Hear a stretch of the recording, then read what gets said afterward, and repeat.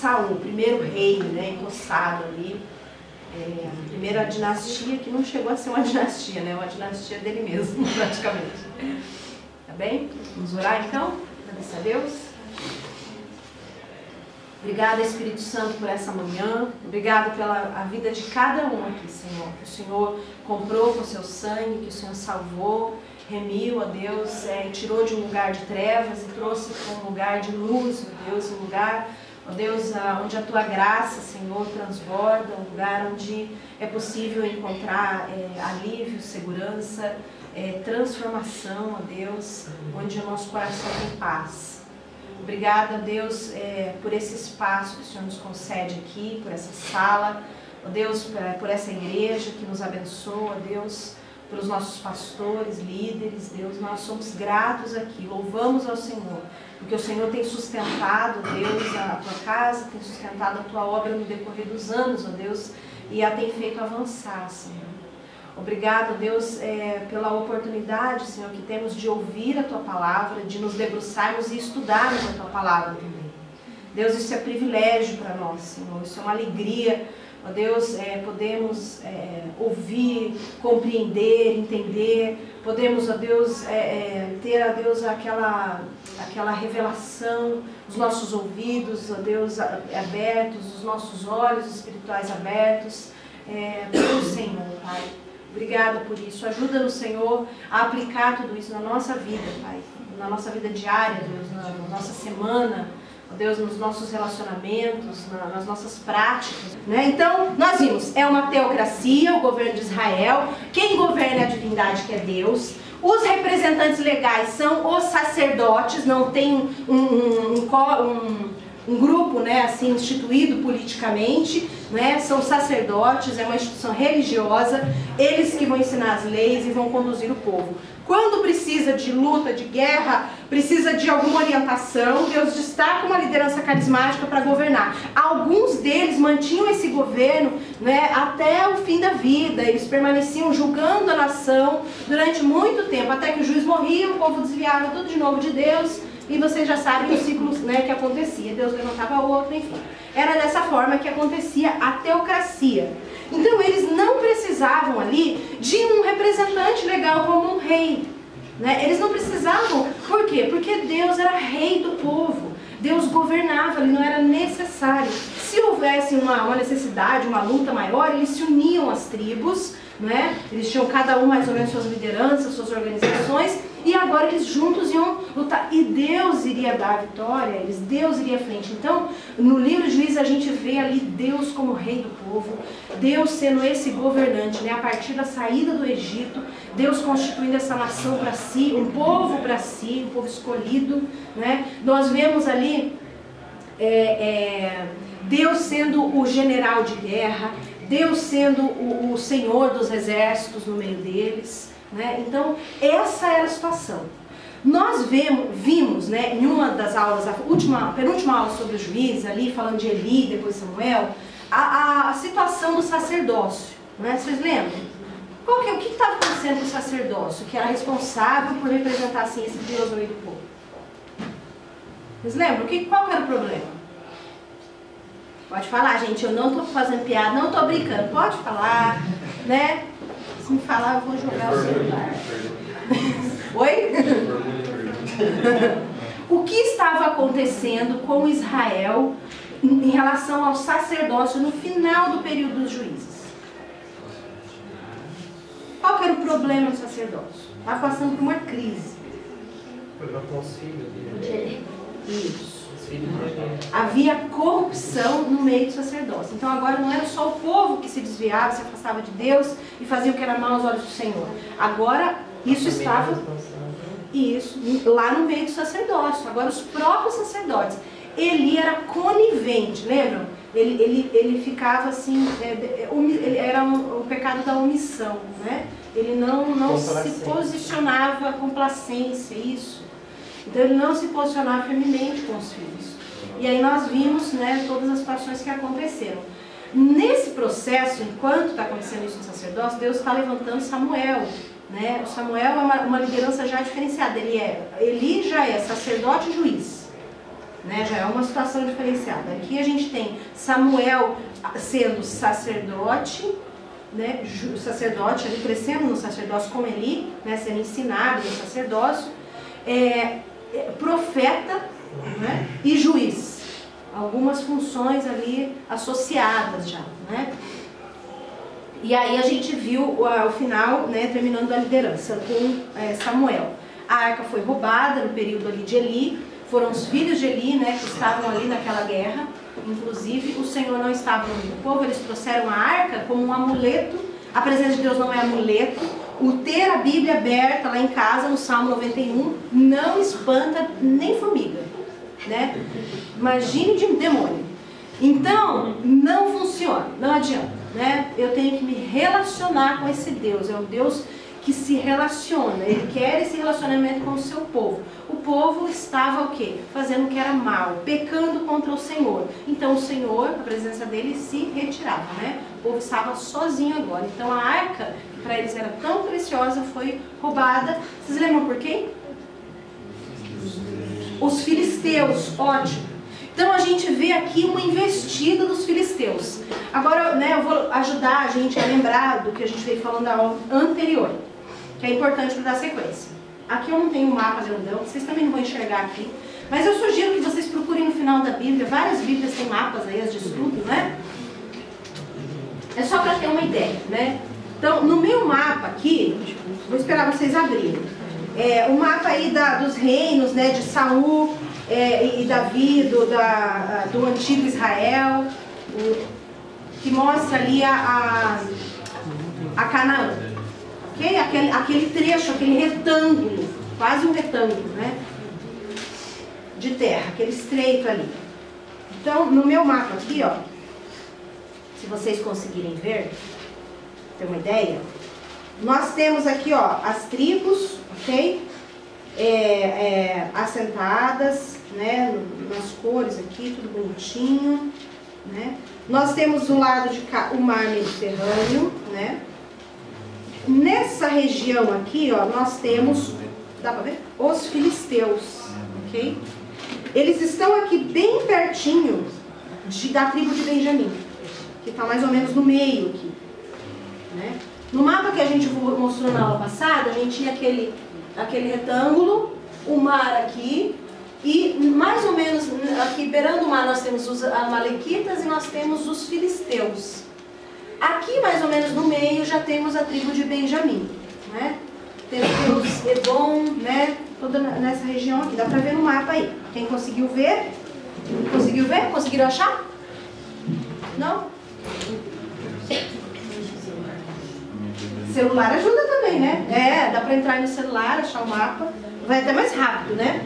Os reinos, mapa do reino de Saul. Edom tá mais aqui embaixo, ó, né? Por que isso é importante, né? Por que é importante a gente saber essa geografia? Porque naquela época estava acontecendo, né? Vocês viram algumas situações internas, pressões internas que estavam acontecendo com Israel, ainda como teocracia, né? Pressões assim. Então a gente viu um cara lá, um tal de Abinadab, né? Isso no dele, deixa eu ver. Abimeleque. É que é tudo nome esquisito, né, gente? Tem um Abinadab, pode procurar que tem um Abinadab aí na Bíblia.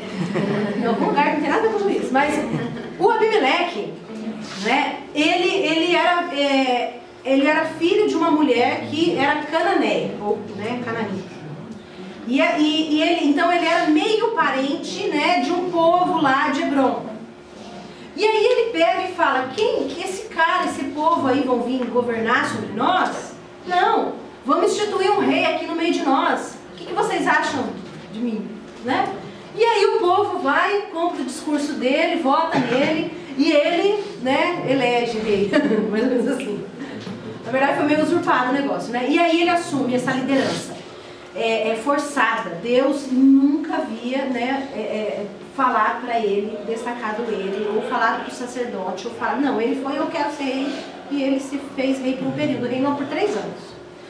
Né? Desfeito toda essa situação, nós temos ali Gideão também, quando ele vence, né, os midianitas, livra o povo, livra a terra, o povo está lá bem feliz, E aí vem os anciãos até e fala, institui um rei sobre nós, você, Gideão, você é um cara, seja rei, e vamos fazer uma dinastia a partir de Gideão. Seu filho, os filhos dos seus filhos vão ser rei no meio de nós.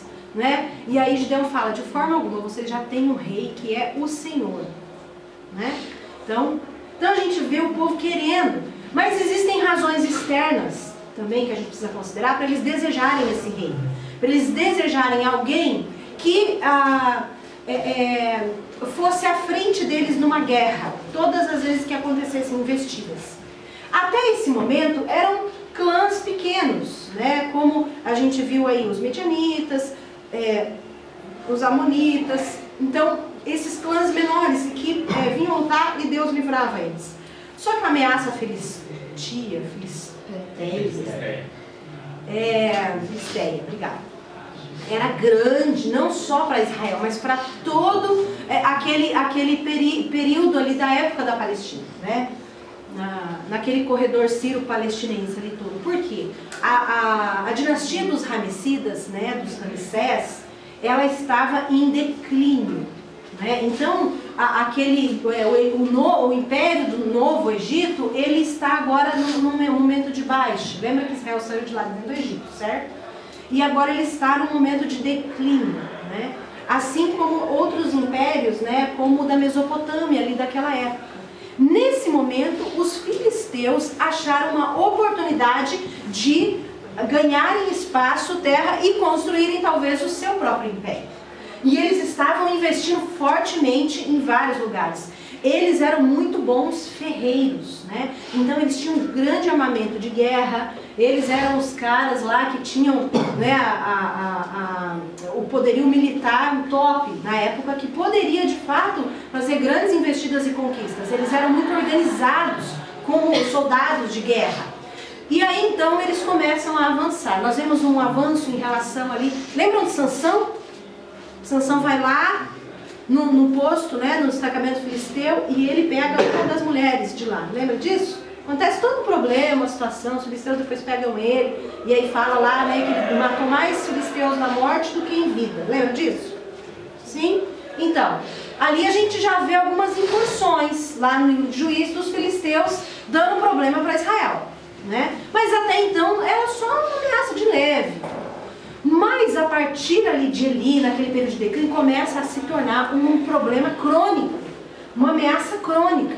Eles levam a arca fica 20 anos no território deles. Agora, né, depois de um bom tempo, Samuel agora liderando o povo, a arca é restituída novamente a Israel. Há um período ali de paz, né, um tempo ali em que não há mais eles estão um pouco livres daquilo. Mas agora eles estão extremamente preocupados com o potencial dessas ameaças dos filisteus. Então nós podemos ver, por exemplo... Ah, ficou de novo uma cor estranha, né, gente?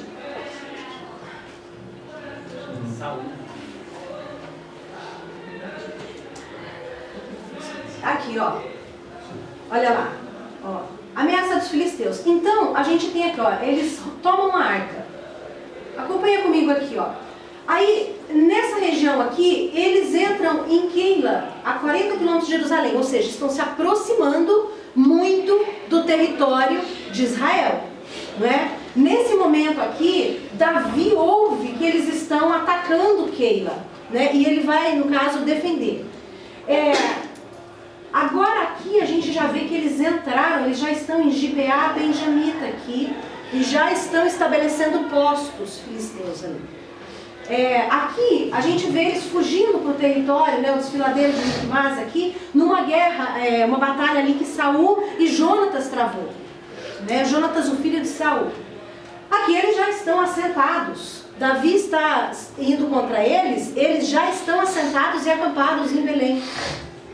Então você vê, eles vão ganhando territórios, né? Eles vão avançando, e de fato é uma ameaça. Por que tudo isso é importante? Moisés já havia dito, lá em Deuteronômio, que Deus prevendo, né? Porque Deus não é pego de surpresa. Então, ele vai dizendo lá, deixa eu pensar um pouquinho, me organizar. Ele vai dizendo lá, quando o povo vocês entrarem na terra e vocês desejarem um rei, vocês pedirem um rei, então o Senhor é quem vai escolher esse rei. Esse rei deve ser dessa forma, e ele vai estabelecendo os critérios. Ele deve guardar as leis, ele vai ter que ter aquelas leis, né?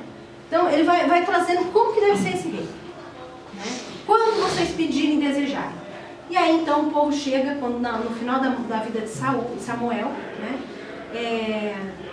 Ele coloca os 2 filhos, né, para substituir. Os filhos não seguem os caminhos dele, e aí os anciãos chegam, seus filhos estão dando conta, cara, você está indo, né, para melhor do que aqui, e a gente precisa de alguém que governar sobre nós, queremos um rei. Né? Aí Deus, Samuel fica chateado com aquela situação, leva para Deus, e Deus, né, fala, não, ele não rejeitou, o povo não rejeitou você, Samuel, está rejeitando a minha liderança, o meu reino sobre eles. Então faz o seguinte, faz o que o coração deles quer, dê um rei para eles. Né?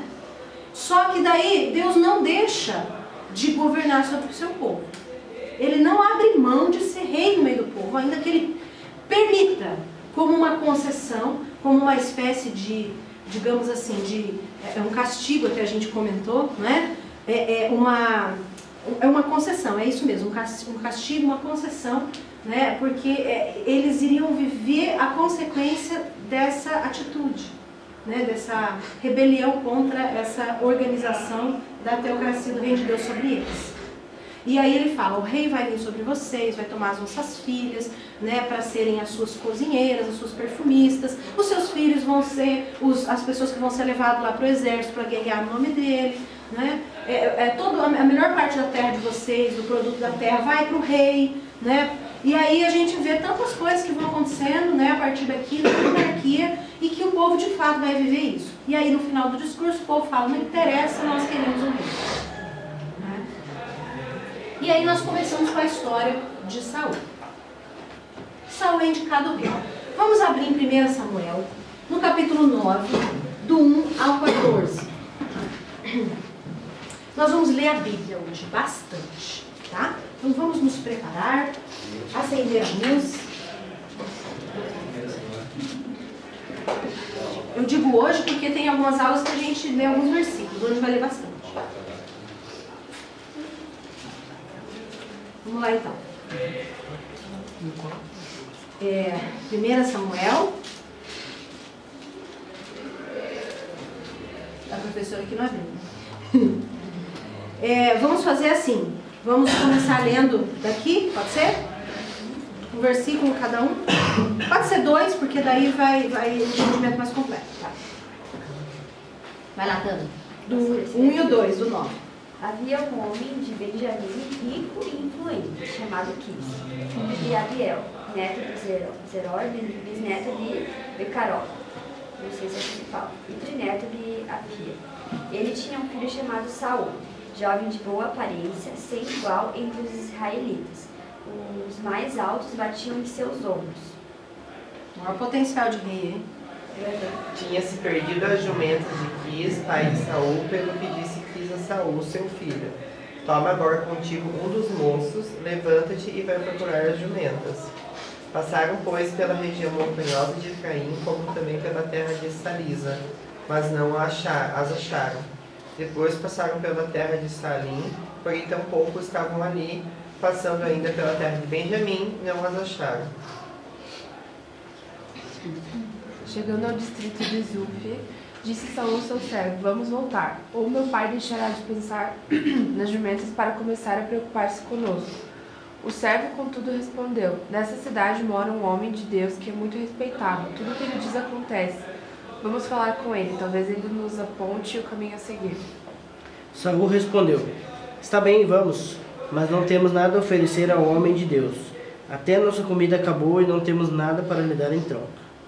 O servo disse, tenho comigo uma pequena quantidade de prata, pelo menos poderemos oferecer isso ao homem de Deus e ver o que acontece. Antigamente em Israel, quando alguém consultar a Deus, dizia assim, vinde, vamos ao vidente, porque ao profeta de hoje, outrora se chamava vidente. Então disse Saul ao moço, dizes bem, pois vamos. E foram-se à cidade onde estava o homem de Deus. Ao subirem a colina para chegar à cidade, encontraram algumas jovens que estavam saindo para buscar água e perguntaram a elas: o vidente está na cidade? Elas responderam: sim, ele está ali adiante. Apresse-se, ele chegou hoje à noite à nossa cidade, porque o povo vai oferecer um sacrifício no altar que há no monte. Entrando vós na cidade, logo baixares. Antes tem que ser um lugar alto para comer, porque o povo não comerá enquanto ele não chegar, porque no fim eles abençoaram o sacrifício e só depois comem os convidados. Subi, pois, agora que hoje baixareis. Subiram, pois, a cidade. Ao entrarem, eis que Samuel lhes saiu ao encontro para subir no alto. Ok, pausa aí. Então, nós vimos aqui o Saul. Primeiro, ele era um cara grandão, bonito, gente, né? Com capacidade de reinar, né? Aparentemente, né? Tinha uma boa aparência ali o cara. Ele saiu procurar as jumentas do pai, né? Então, tinha um valor, né? Valor monetário para a época importante, né? Então ele precisava achar essas jumentas. Mas depois de procurar muito, ele já estava desistindo, porque já fazia alguns dias e não encontrava, então era melhor ele voltar, porque senão o pai ia passar a se preocupar não mais com a perda das jumentas, mas com a perda do filho e do servo dele ali, né? E aí, o servo, né, tem uma ideia, falou, por que a gente não vai lá naquele lugar e consulta o vidente, né? O vidente aqui, o profeta, é Samuel, né? Vocês viram aí. Olha que interessante, Saul, né, não sabia nem quem era o profeta, não sabia quem era Samuel, que era o juiz daquele tempo, que era o profeta e que era o sacerdote ali, né, que fazia a função de sacerdócio também. Ele não sabia. Você vê, assim, a gente sabe que havia uma distância entre os clãs, no entanto, a gente sabe de toda a atuação de Samuel no meio do povo, né? Mas Saul não sabia quem ele era. Detalhe. E aí então, né, eles chegam na cidade e ele tromba praticamente com Samuel, né? Samuel vai se apresentar para ele, né? Eu sou o vidente, eu sou o profeta, né? E chama ele para ficar na casa dele alguns dias. Agora, vamos olhar junto aqui, eu deixei separado o 15 e o 16. Olha lá. Samuel saiu ao encontro. Samuel estava ao encontro deles. Aí o 15 e 16. Porque o Senhor o revelara aos ouvidos de Samuel, um dia antes que Saul viesse, dizendo, olha o que Deus falou para Samuel um dia antes: amanhã, a essa hora, eu te enviarei um homem da terra de Benjamim, o qual ungirás por capitão sobre o meu povo de Israel, e ele livrará o meu povo das mãos dos filisteus, porque eu tenho olhado para o meu povo e porque o clamor do povo chegou a mim. É interessante aqui como Deus se mostra esse Deus que cuida, que guarda, que tem misericórdia e compaixão do povo, ainda que o povo estivesse num momento, né, rejeitando a ele, né? Deus vai, então, é importante que a gente entenda isso, né? Porque Deus continua sendo rei. Ele vai indicar, ele vai apontar quem é esse rei, ele vai autorizar esse rei e ele vai capacitar esse rei para que ele governe. E a gente vai ver isso aqui na história de Saul. Samuel, o profeta, era ele quem ia fazer essa indicação. E ele foi responsável, né, pela acompanhar o mandado aí dos dois primeiros reis de Israel, foi Saul e Davi. Os profetas de Deus naquela época, nós falamos dos profetas, isso é importante, eles eram responsáveis ali, né, por governar, digamos, junto ali, associado ao rei. Então, eles é que mantinham a palavra, a mensagem, eles quem traziam o direcionamento de Deus, se deveria ou não, entende? Então, Deus continua reinando. Um parênteses aqui no meio do parênteses é que é importante lembrar da monarquia instituída, né? É importante lembrar que Deus continua sendo rei, apontando para um reino futuro, apontando para um reino futuro que envolve um julgamento daqueles que servem, que não servem a Deus, né? E salvação daqueles que servem a Deus. Um tempo futuro em que vem um reino que não é esse, que é o reino de Saul, que não é o reino de Davi, que não é o reino de Salomão e dos demais, né? É o reino de Deus no meio do povo, né? E esse reino não é numa terra nessa terra, é em um outro lugar. Aí a gente vê um apontamento para o Messias, para Jesus, né? Um reino justo, um rei né, que faz justiça, um governo que faz justiça, se apressa na defesa do justo, né? A gente vê esse lugar de Jesus como um rei no meio do povo. Mas Jesus veio e o reino veio com ele. Ele fala, é chegado o reino dos céus. Mas ele fala, ainda não. Eu vou para o meu Pai, vou preparar um lugar. Então, depois eu volto. Eu vou buscar e vou levar vocês para o reino. Então, o reino ainda não veio, entende? Todas essas facetas do reino, que é um reino que está por vir. Então, isso é importante porque vai evidenciar o papel dos profetas nesse processo da monarquia. Ainda que o rei se afaste de Deus, o coração do profeta de Deus, que Deus levanta no meio do povo, esse profeta vai primar pela justiça, pelo juízo, pelo direito do órfão, da viúva, né, por causa dos desmandos da monarquia. Então nós vimos aqui que Deus antecipa para Samuel quem ele havia indicado para ser rei, certo? Saul. Tranquilo. Vamos seguir aqui então. É interessante a gente pensar que Deus ele vai usar algumas situações, e ele usa isso na nossa vida. Não sei se na sua, né? Mas na minha acontece bastante. Situações que você não dá a menor importância, que parece uma coisa tão óbvia do dia a dia, mas é Deus cumprindo um propósito. As jumentas se perderam. Né? Uma coisa banal. Mas Deus já havia visto isso antes. Um dia antes ele sabia que elas haviam de se perder e que ele iria buscar o profeta. E que naquela hora ele estaria naquela cidade. Então, às vezes acontece uma situação, às vezes no trânsito, às vezes né, você erra um caminho, sabe? Não é só por acaso. Eu acho que é esquisito a gente viver a nossa vida como filho de Deus, que tem um destino profético nele, como filho, aleatoriamente, sabe? Tudo só coincidência, só é acaso do destino. Deus tem propósito em tudo, em cada detalhe da nossa vida, em cada situação mínima e insignificante que parece que não é nada.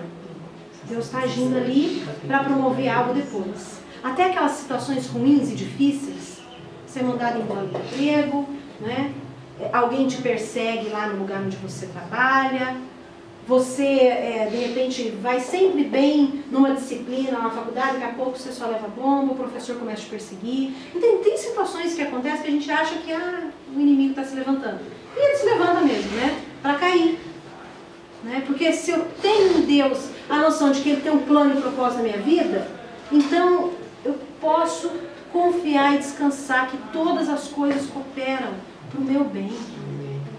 Né? A gente vai ver aqui, né, a unção de Saul como rei agora. Eu queria que a gente visse ali, antes um pouco, no versículo 17 do texto que a gente está lendo. A gente leu o 15 e o 16, certo?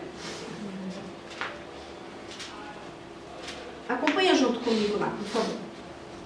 E quando Samuel viu Saul, o Senhor lhe disse: eis aqui o homem de quem eu já te tenho dito. Este dominará o meu povo. Você vê, Deus de fato escolheu Saul para ser rei. Não escolheu Saul para ele falhar. Não escolheu Saul para que ele desobedecesse, desonrasse, deixasse ser rei, né, e fizesse o que era mal. Não, ele de fato escolheu, ele viu Saul. Ele viu o potencial em Saul, né, assim como ele vê na gente. No 18, e Saul se chegou a Samuel no meio da porta e disse: mostra-me, peço-te, onde está aqui a casa do vidente. Né? Ele está falando com o vidente. Sou eu mesmo que falo contigo, né? O próprio. Né? É uma oportunidade, assim, eu penso nisso que Deus está dando. Deus dá oportunidade, você acha, para você, na sua vida? Você já viu Deus te dar oportunidades? Deus está dando uma oportunidade para a Saúl aqui. Ainda que ele nem conhecesse quem é o vidente. E aí a gente vai ter uma sequência, né, do que vai acontecer. Então Samuel fala para Saúl, né, que ele é o vidente, né? E aí pede para que ele fique na casa. Dos versículos 18 até o capítulo 10 aqui, a gente vai ver essa ação de Samuel no processo de ungir Saul como rei, tá? Avançando um pouquinho aqui, no 27, versículo 27. Alguém lê para mim? Bem alto, só para dar uma descansada aqui na voz. 27. É o 10, 27. Não, 9, 27. Quando chegaram à saída da cidade, Samuel disse a Saul: diga ao seu empregado que vá na fila, e você espere aqui um instante. O empregado foi, e Samuel disse a Saul: eu tenho um recado de Deus para você. Ó, que legal, hein, gente? O profeta chega para você, tem um recado de Deus para você, né? Ai, que medo. Ai, que medo! Saul ficou com medo dele, né? Então ele fala: manda o cara aí, fica sozinho aqui comigo, eu tenho um negócio de Deus para você. E aí a gente vai ver Saul sendo ungido agora, olha lá. A gente leu lá o 1 Samuel 9,17, lemos o 18, agora vimos até o 10, agora vamos ver 10 do 1 ao 7. Vamos começar do lado de cá, 2 em 2, do 1 ao 7, o 10 do 1 ao 7, 2 em 2 versículos, o Douglas começa aqui. Vocês estão junto comigo? Deixa eu fazer uma pausa aqui. Sim. Dá uma respirada assim. Sim. Não, talvez na mesma velocidade. Mas dá pra acompanhar? Tá. Tamo junto? Beleza. Vai lá. Vamos lá. Capítulo 10 vai começar aqui com o Douglas no versículo 1 e os 2 e assim por diante, ok? Até o 7. Samuel apanhou um jarro de óleo, derramou sobre a cabeça de Saul e o beijou, dizendo: o Senhor o ungiu como líder da herança dele. Hoje, quando você partir, encontrará 2 homens perto do túmulo de Raquel, em Zelza, na fronteira de Benjamim, e eles lhe dirão: as jumentas que você foi procurar já foram encontradas. Agora seu pai deixou de se importar com elas e está preocupado com vocês. Ele está perguntando: como encontraram meu filho? Como encontrarei meu filho? E quando dali passares mais adiante e chegares ao carvalho de Tabor, ali te encontrarão 3 homens que vão subindo a Deus a Betel, um levando 3 cabritos e outro 3 bolos de pão e o outro um odre de vinho. E te perguntarão: como estás? E te darão 2 pães, e tomarás das tuas mãos. Uma pausa aqui. É importante a gente pensar e perceber. Vocês viram aqui? São 3 homens, 3 jarros de tal, 3 bolos de pão, 3. Esse número 3 se repete. E são 3 os sinais que Samuel fala que vai dar para Saul. Né? 3 sinais.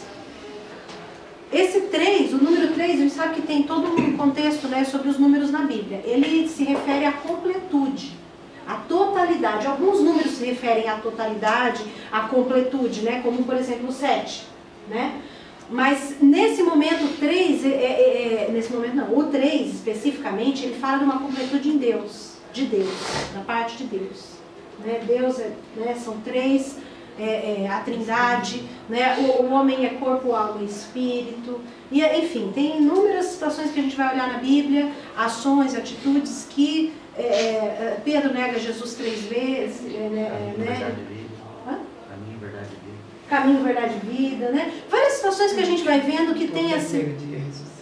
Oi? 3, terceiro dia ele ressuscita, ótimo. Né? Se a gente passear por toda ela, então é importante a gente ver essa situação de completude. A gente vê que Deus está nessa história que está acontecendo aqui. Né? Pode seguir, por favor. Depois chegarás ao outeiro de Deus, onde está a guarnição dos filisteus. Está no 5, tá? Ao entrares ali na cidade, encontrarás um grupo de profetas descendo do alto, precedido de salteiros, tambores, flautas e harpas, e eles profetizando. E o Espírito do Senhor se apoderará de ti, e profetizarás com eles e serás transformado em outro homem. Uma pausinha aqui, ó. Então você viu aqui, ali nesse lugar onde ele estava indo, tinha uma guarnição, um destacamento de filisteus. Percebe? Nesse lugar é onde ele iria encontrar um grupo de profetas. A gente vê ali uma escola de profetas, provavelmente que Samuel era o líder responsável ali. E ali, ele está falando tudo o que vai acontecer. Né? Pode seguir, por favor. O 7. Quando esses sinais te vierem, fazem o que achar a tua mão para fazer, pois Deus é contigo. É 8. Isso. Tu, porém, descerás adiante de mim a Gilgal, e eis que eu descerei e estou contigo, para oferecer holocaustos e sacrifícios de ofertas pacíficas. Esperarás 7 dias até que eu vá ter contigo e te declare o que hás de fazer. Isso, segura lá. Então, olha só, isso vai acontecer com você, Saul. Depois que acontecer tudo isso, né, o Espírito do Senhor vem sobre você, vai confirmar isso tudo que eu estou te dizendo, aí você faz o que você achar melhor. Mas saiba que Deus é contigo. Entende? Ele tinha uma escolha, inclusive. Ele podia declinar dessa posição se ele quisesse. Ou ele poderia seguir em frente, entendendo que Deus era com ele. Agora, máxima, extrema, multi-importância, o próximo versículo. Olha o que Samuel fala para ele. Qual que é as diretrizes, né? Fala, ó, vai até Gilgal, no 8. Eu vou descer, eu vou lá, eu vou me encontrar com você para sacrificar holocaustos e ofertas pacíficas. Fala, ali você deve esperar quanto tempo? 7 dias. Né? Quanto tempo? 7 dias. Até que eu venha e a ti te declare o que há de fazer. Então ele tinha que obedecer, esperar 7 dias para Samuel chegar e falar o que ele tinha que fazer. Tá? Deixa eu ver aqui se a gente segue ou não segue. A gente deu do 1 ao 7. Ok. Os versículos 6 e 7 aqui, que a gente viu meio por último, né? Depois a gente vai ver que tudo isso vai acontecer, né? De fato, Saul ele vai chegar ali nesse determinado lugar em que estão os escolas de profetas e eles estão ali profetizando com saltérios, tamborins, né? Uma adoração está acontecendo ali, né? Aquele movimento profético, e aí Saul agora começa, o Espírito se apodera dele, ele também vai profetizar. E aí adiante vai dizer que o Senhor mudou o coração dele, né? O Senhor confirma ali o desejo dele estabelecer como rei. Mas isso significa que Saul foi regenerado?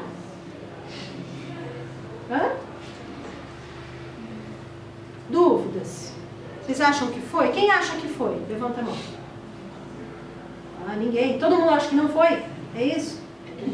Tem um spoiler do que vai acontecer. Tem um spoiler. Depois já fica com aquele, né? Com medo.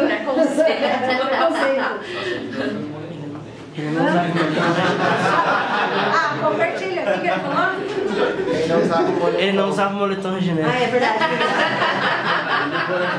Nem o 2018.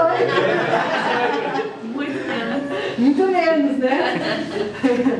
Então, o que aconteceu com ele se ele não foi regenerado? O que foi aquilo?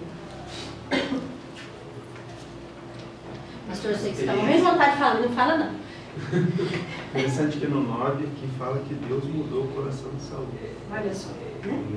Mudou o coração dele. Foi regenerado? Ok, ele não foi regenerado. Vamos tirar essa angústia, menos uma angústia. Agora, o que aconteceu se ele não foi regenerado? O que foi isso que aconteceu aí? Que mudança é essa de coração? Teve uma experiência? Ele teve uma experiência com Deus? Ótimo, essa é uma coisa que aconteceu, ótimo.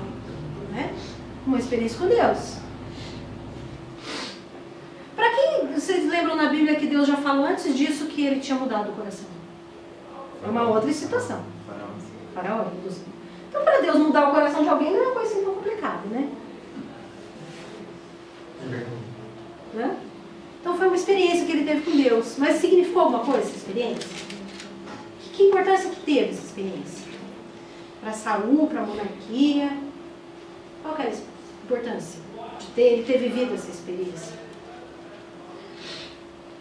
Lembra que a gente falou lá no início que Deus indica, autoriza e capacita o rei, que ele elege, que ele escolhe.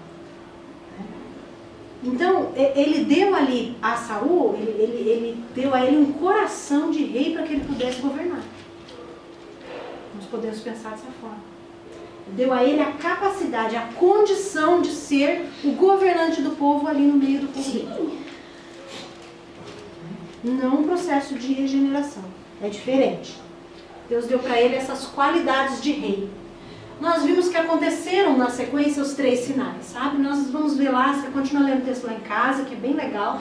Vão acontecer, Saul vai encontrar com, né, as 3 pessoas ali, depois ele vai, né, cada situação daquela vai se cumprir, os 3 sinais. Só que aí ele chega em casa. Vamos seguir aqui. Ele chega em casa.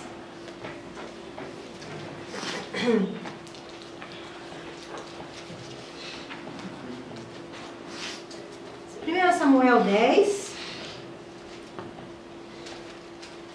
16. Vamos ver um pouco antes do 16 para a gente entender o que aconteceu aqui. Saul foi lá, profetiza, a partir do 14.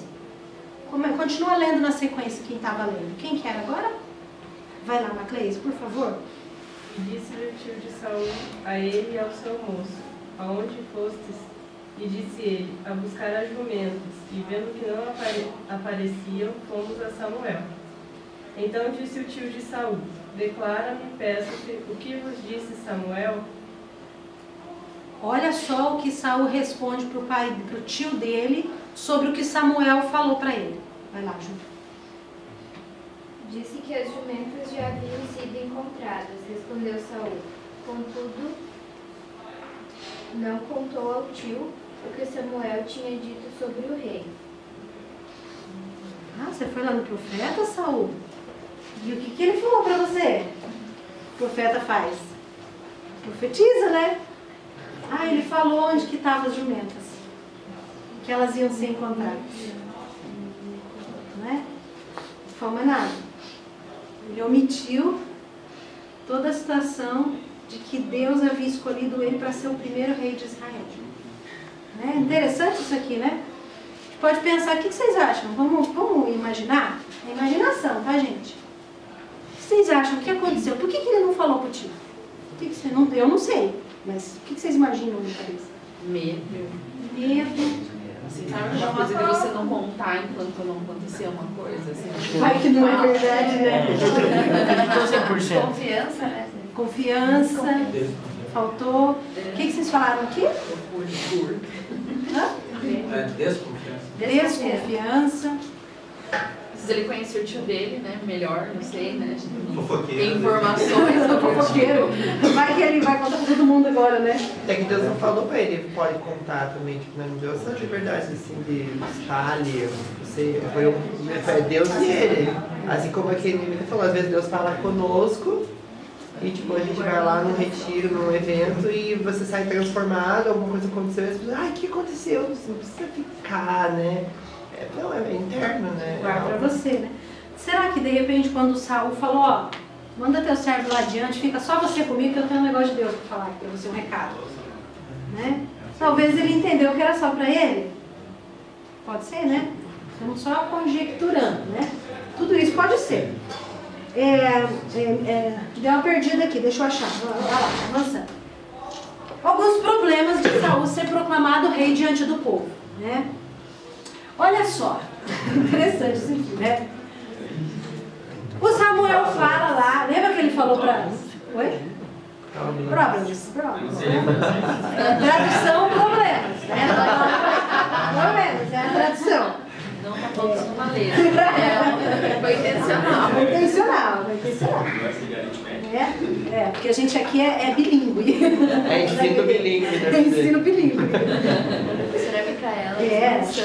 A professora aqui, ó. Veja só. Vamos lá. Vamos dar uma olhada nesse texto aqui. A partir do 17, acompanha só comigo, eu vou só comentando o texto. Não vamos ler tudo, não. Olha a partir do 10, 17. Acharam lá? Junto comigo lá? Sim. Então Samuel pede para o povo se reunir lá em Mispa, né? Ó, Mispa, essa palavra Mispa, ela quer dizer um lugar de alinhamento, de convergência das coisas. Legal, né? É só uma curiosidade, gente, não é nada a respeito da aula. E é tudo a respeito da aula, porque é lá que Deus vai trazer um realinhamento. Né? No 18, né? Então Deus vai e fala para Israel, para o povo.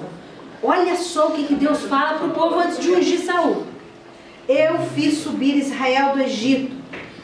Ou seja, eu sou o rei. Eu livrei das mãos dos egípcios e da mão dos reinos que vos oprimiam. Eu sou o general de guerra, o guerreiro no meio de vocês. O 19. Mas tens rejeitado hoje o vosso Deus, que vos livrou de todos os vossos males e trabalhos. Põe um rei sobre nós, vocês falaram. Então, agora, pelas vossas tribos, daí Deus fala, vão se organizando aí, suas tribos, seus milhares, a gente vai usar, lançar sorte, urim e tumim. Naquela época era assim que era usado para consultar Deus, né? Urim e tumim, que eram as pedras ali, sim e não, né? Vamos pensar assim. Era mais ou menos dessa forma, que falava em lançar sortes. E aí, no 22, né, aí eles vão buscando, aí vai fechando o cerco, todas as tribos. A tribo de Benjamim. Qual o clã da tribo de Benjamim? Ah, Saul. Cadê Saul? Cadê Saul, gente? Onde que ele está? Quem que deu spoiler aqui que ele estava no meio da bagagem? Quem foi? Ele estava escondido no meio da bagagem, mas quem foi que falou? O Senhor. Deus contou. Não é? Então nós estamos sortes. Deus está falando. É um cara, né? Vamos trazer para os dias de hoje. É um cara mais ou menos assim. Daí tu separa esses desses, só esses aqui. Desses aí é mais ou menos assim. Separa os 10, fica 3. Dos 3, sei quem é. O Senhor fala, é o fulano. Cadê o fulano? Ninguém acha o fulano. Gente, o rei está escolhido e ele não está aqui. Cadê? Deus falou. E aí Samuel vai perguntar a Deus, cadê o cara? Eu ungi ele. Ele se escondeu no meio da bagagem, Samuel. Vai lá pegar ele. Né? Gente, que vergonha, né? Aí aqui dá pra gente conjecturar também. Por que será que ele se escondeu? Tem várias razões. O que vocês acham? Acho que ele queria fazer aventura triunfal, por isso que ele não montou pro time. Não tem cavalo aqui, eu quero um cavalo pra entrar em cima dele, bem bonito. Por isso que ele não montou pro time, ele queria fazer uma surpresa até pra frente. Fazer assim. O que mais que a gente pode imaginar? Além da entrada triunfal. Ele não queria responsabilidade? Tinha medo, talvez? Medo, insegurança, talvez?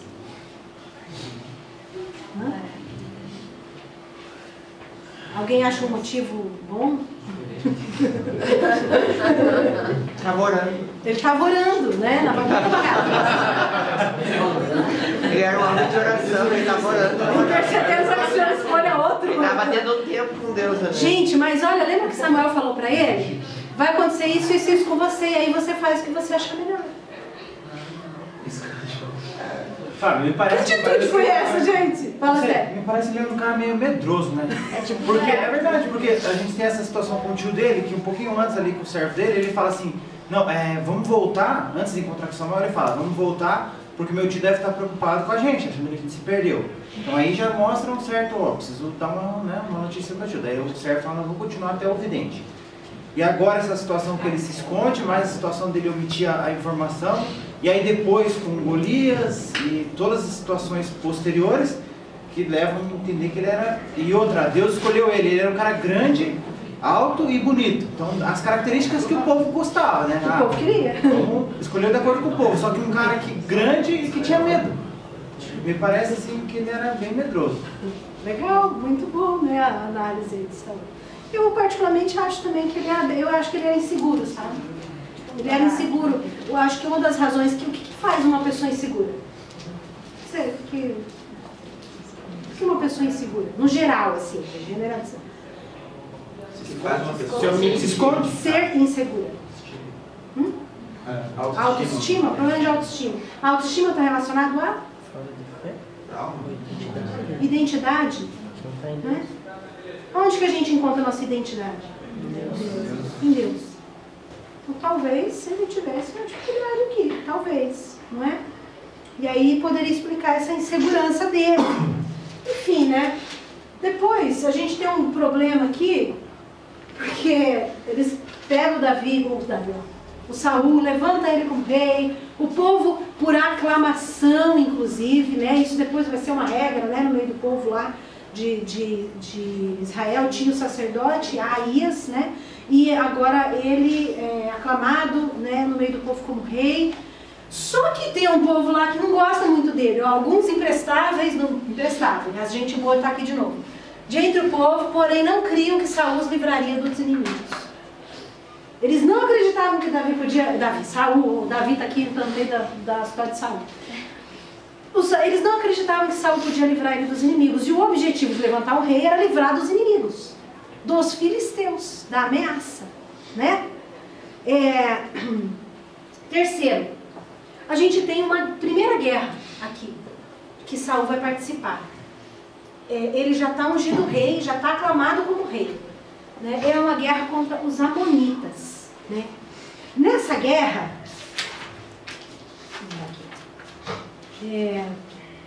Deus promove um livramento lá em Jabes de Gileade, né? Ali na vizinhança, é tipo um dos clãs ali, né? Olhem lá, 1 Samuel 10, no versículo 13. Ué, eu fiz errado, não é nada a ver. Não, isso, 11, obrigado. 13. Ah, não é o 13 que eu quero ler, mentira. A professora está confusa, peraí. Eu queria achar os versículos. Acho que está no próximo. Tá lá. Ah, achei. Ele estava escondido atrás daquela tela.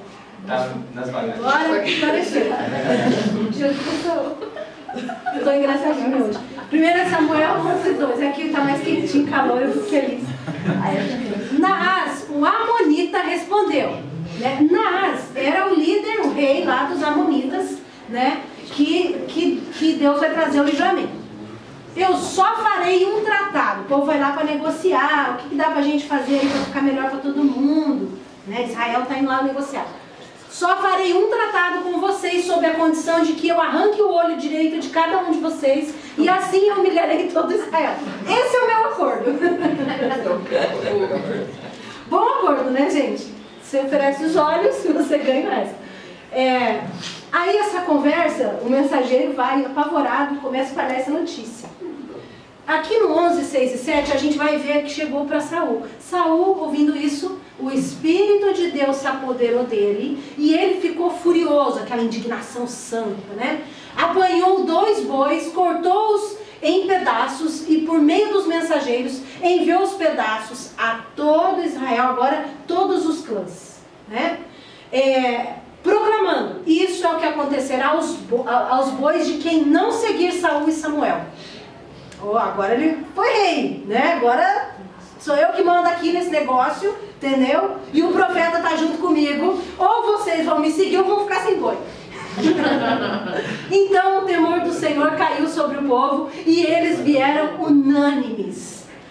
Unânimes, né? Vamos lutar, todo mundo é por Saul, né? E agora eles vão lutar. E Deus dá um livramento. Ele vence essa guerra. A partir daqui, todo mundo passa a seguir ele. Agora vamos ler o versículo que eu falei que não era para ler, agora é para ler. É o 13. Alguém lê bem alto.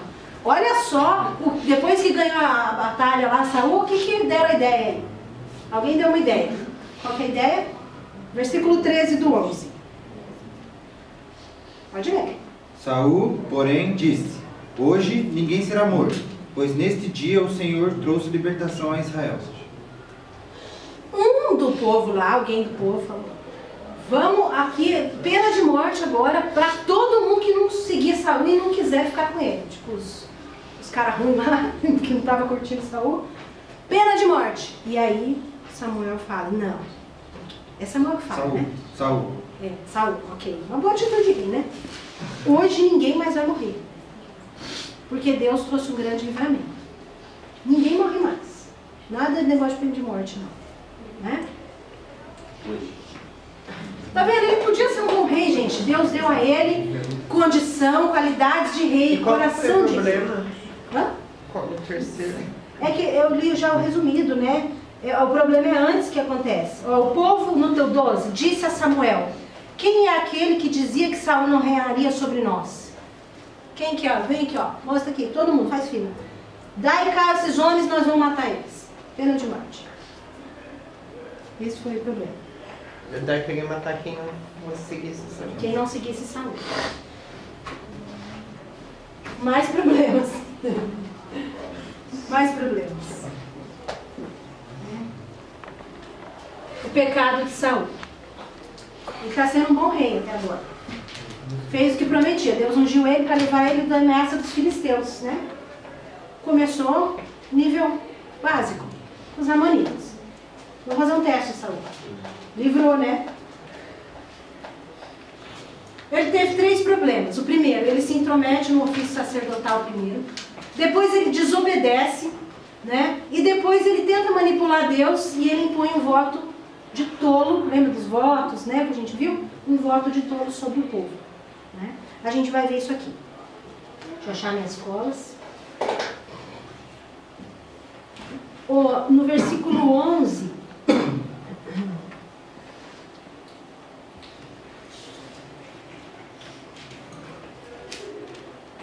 Essa aqui a gente já leu. Do 11 ao 13 a gente viu ali, né? Então, essa história do 11 ao 13, que fala dessa vitória de Saul. No 15, todo mundo vai para Gilgal. Eles levantam Saul perante o Senhor em Gilgal. Lembra que era para ele ir para Gilgal? Esperar Samuel 7 dias. Eles ofereceram ofertas pacíficas. Saul se alegrou com todo mundo ali. Teve uma festa. Deu tudo certo. Mas ali adiante...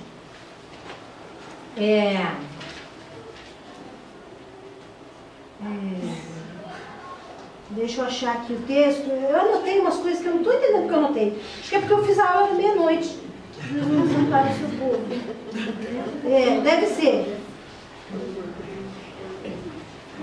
Isso. Aí aqui nesse momento, Samuel ele vai fazer assim uma recapitulação de toda a lei. Aquela lei que Deus falou lá em Deuteronômio para Moisés, que o rei que ele escolhesse deveria seguir, que é a lei, né, de Deus, né, os mandamentos do Senhor, e o rei devia se apegar. Então, no capítulo 12, a gente vai ter a releitura, né, dessa lei aqui, de toda essa situação. Aí acontece uma outra guerra. No capítulo 13, nós vamos ver essa próxima guerra. Nós achamos interessante aqui, né, eu queria destacar no capítulo 12, o versículo 14 e o versículo 22 do capítulo 12. Quem estiver anotando pode anotar.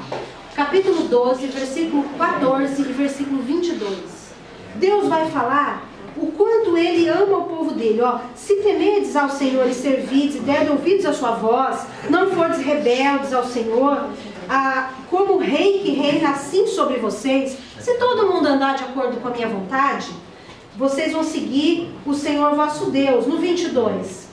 Pois o Senhor não desamparará o seu povo, por causa do seu grande nome, porque aprove ao Senhor fazer vocês o povo dele. O Senhor ama o povo. Então, Deus mostra esse amor, esse carinho. Deus fala, olha, se vocês fizerem tudo certo, gente, eu vou ser Deus no meio de vocês ainda. Eu vou fazer com que tudo vá bem. Deus renova a aliança, né? Tem um momento de renovação aqui. E aí, vamos lá, ele começa por aqui. Vai lá, quem vai falar essa parte aqui? Deus falou para ele ir lá e destruir todos os amalequitas, né? Destruir todos os animais, enfim. E ele não obedeceu. Ele foi, matou todos os amalequitas, poupou a vida de um homem, Agag. E ainda... é o rei, né? Isso. E também poupou os melhores animais. Ele acho que ele... Aqui não entendi. Tudo que era bom, mas tudo que era desprezível e inútil destruíram por completo. Exatamente. Então ele não... Então, seguiu a ordem que Samuel deu para ele. ele. A ordem era para exterminar tudo. Passa a faca. Passa a faca. E qual que é a desculpa que Saul deu?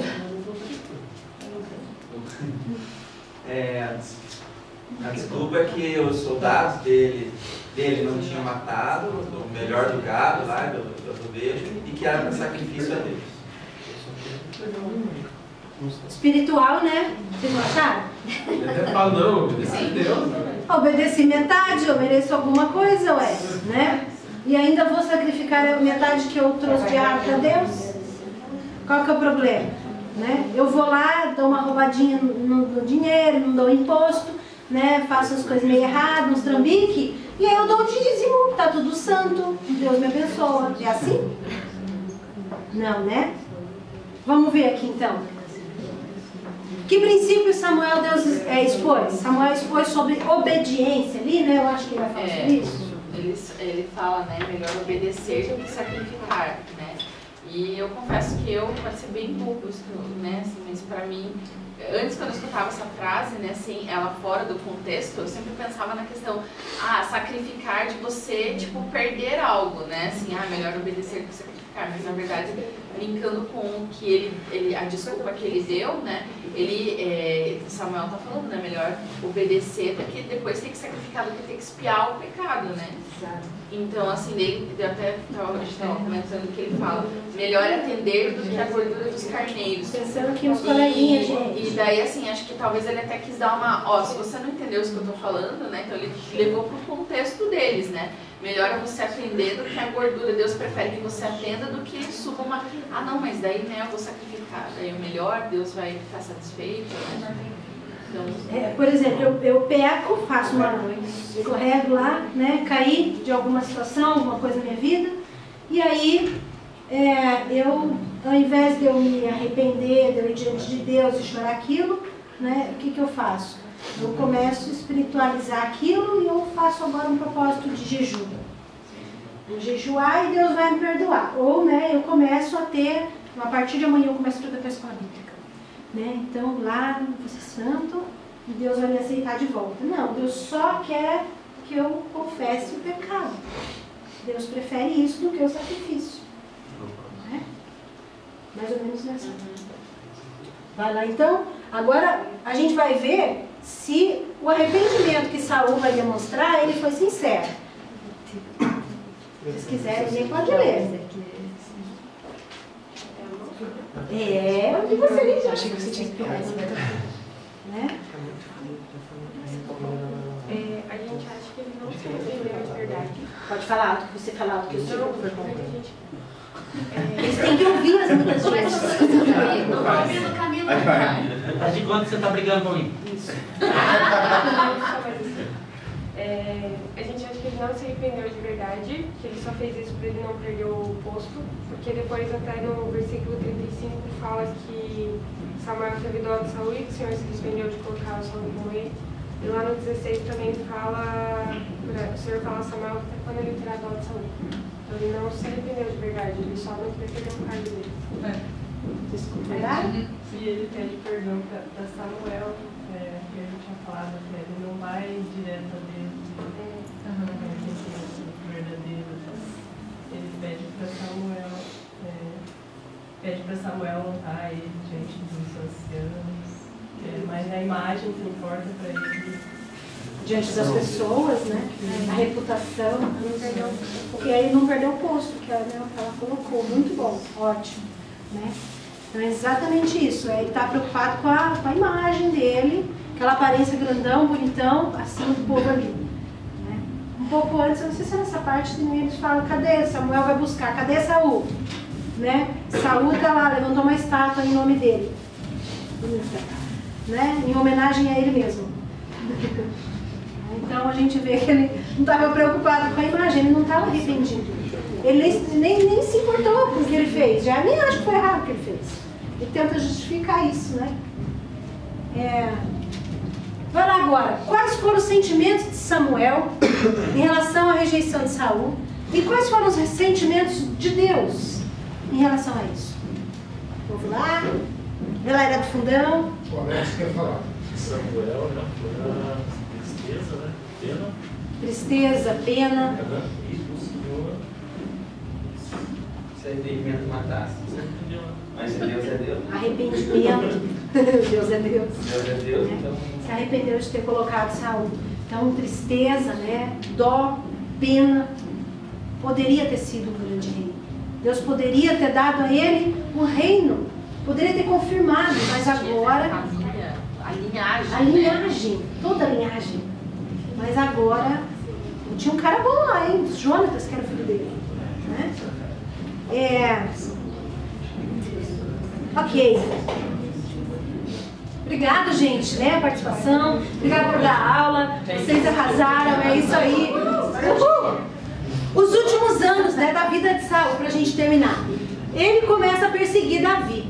Né? Depois da vitória lá de Golias, eu não vou falar os detalhes porque é o spoiler da próxima aula. Então na próxima aula vai ser Davi, né? O início lá do reinado de Davi. Então, como que aconteceu tudo? Ele começa a perseguir o homem segundo o coração de Deus. Você vê o tipo do arrependimento, não foi arrependimento, né? Ele pede desculpa para Samuel, né? Ai, foi mal aí, Samuel, né? Então, ele não se arrependeu. Diferente de Davi, quando ele pecou, e ele fala, Senhor, eu pequei contra ti somente eu pequei. Eu fiz o que era mal aos teus olhos. Né? Por isso que ele era um homem segundo o coração de Deus. Ele se arrependia, né, diante de quem ele deveria, diante de Deus. A última guerra de Saul ficou com medo. Os filisteus estão avançando ali, Saul se aterroriza. Não tem muito uma explicação assim, mas ele fica apavorado. Né?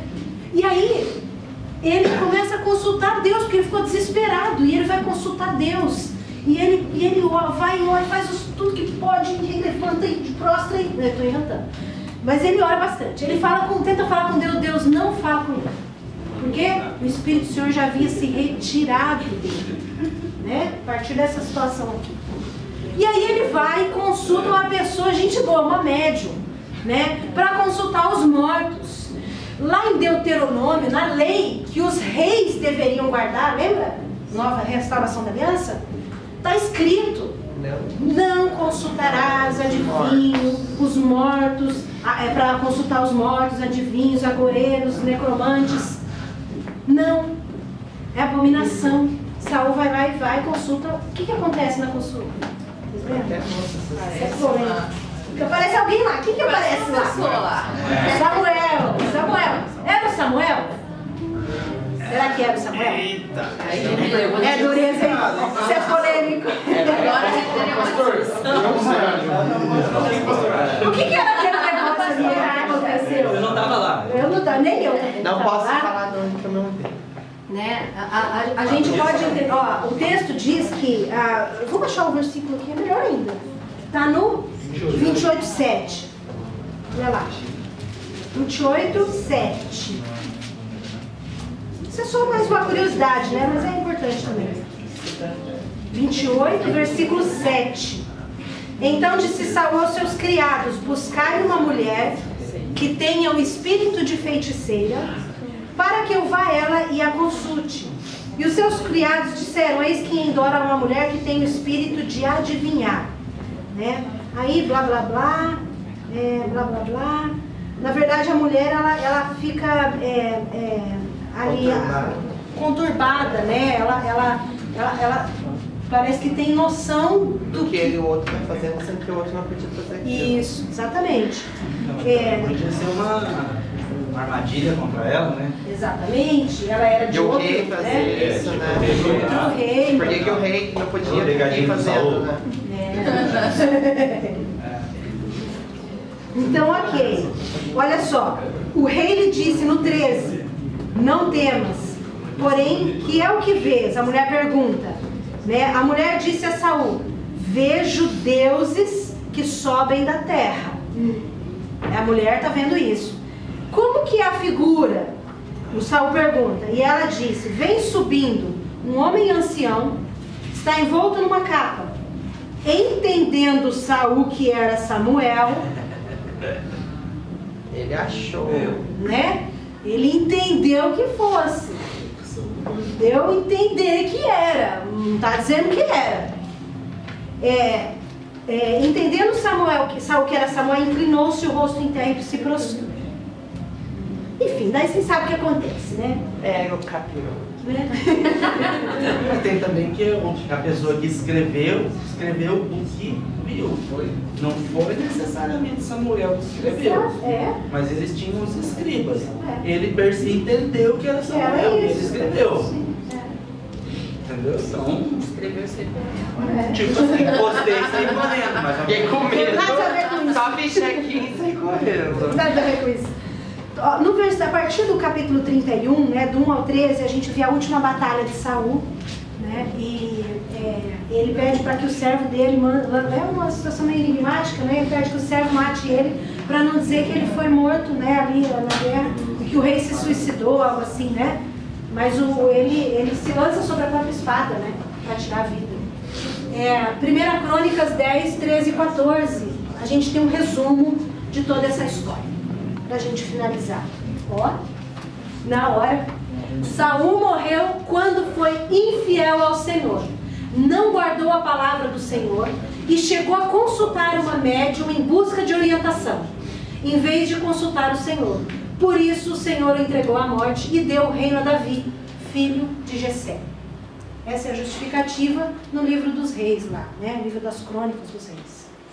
Então, a gente finaliza aqui a nossa aula sobre Saul. A gente, né, vê que foi uma dinastia frustrada, que não se seguiu, né? Ele poderia ter sido um grande rei, Deus deu a ele todas as condições, mas não funcionou, ele não quis, né? O tempo todo ele poderia escolher, né? Você viu? Samuel falou para ele, ó, faz o que bem parecer no teu coração, mas saiba que o Senhor é contigo, para você ficar nisso ou não ficar nisso, o Senhor é contigo, né? Então, se Deus te chamou para fazer algo, trouxe algo na sua vida, colocou algo diante de você, te colocou numa posição, seja lá, né, no trabalho, na faculdade, na sua casa, como marido, mulher, esposa, né, família, ou dentro da igreja, né, ele vai te capacitar para isso. E a gente tem uma escolha, né? A gente tem uma opção de entendendo que ele é conosco. Né? Tudo que não provém de fé é pecado. Então, talvez faltou muito aqui, a gente falou da insegurança da relação de identidade, talvez por causa disso, né? Talvez ele não se visse como essa pessoa, esse rei. Ele tinha tanta necessidade de afirmar a autoestima dele, né? Levantar até uma estátua no nome dele. Então, porque as nações vizinhas faziam isso, né? Então, estava copiando. Ctrl-C, Ctrl-V ali em Israel. Então, a partir de agora, a gente vai ver Deus, né, agora buscando o homem segundo o seu coração.